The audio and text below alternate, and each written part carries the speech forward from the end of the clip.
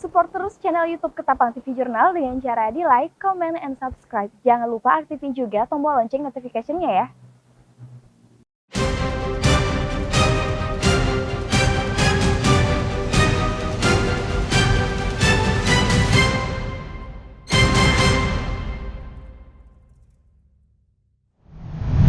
Sekretaris Daerah Kabupaten Ketapang Alexander Wilio menyampaikan sambutan Menteri Pendidikan dan Kebudayaan Riset dan Teknologi Republik Indonesia, Nadiem Anwar Makarim, saat memimpin apel Hardiknas tahun 2022 di halaman kantor Bupati Ketapang pada Jumat 13 Mei 2022.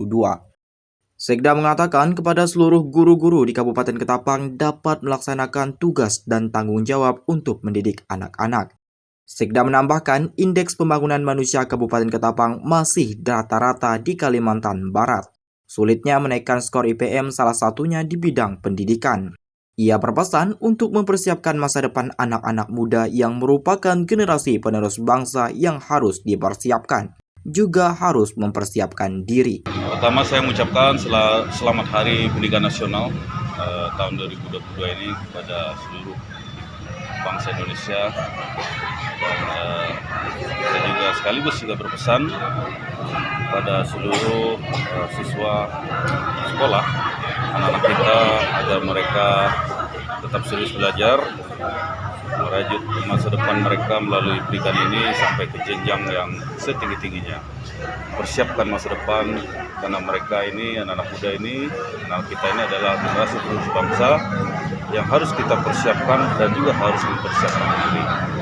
Kemudian kepada para guru juga, saya harapkan guru-guru kita yang ada di Ketapang ini dapat melaksanakan tugas tanggung jawabnya, amanahnya untuk mendidik para murid ini dengan sebaik-baiknya, dengan penuh rasa tanggung jawab. Jangan sampai ditelantarkan, jangan sampai ada lagi kita mendengar cerita ada sekolah, ada muridnya tetapi tidak ada gurunya. Bukan karena tidak ditempatkan, tetapi karena tidak melaksanakan kewajiban. Ini pesan saya, supaya apa? Sebab kita ingin mewujudkan cita-cita besar kita, mewujudkan Kabupaten Ketapang yang maju, yang masyarakat sejahtera. Kita tidak akan mungkin maju jikalau dari sisi pendidikan kita ini masih rendah ya. IPM atau indeks pembangunan manusia atau gimana indeks kita berada di rata-rata segalbar, dan kenapa kita sulit untuk menaikkan skor IPM, salah satunya karena aspek pendidikan ini.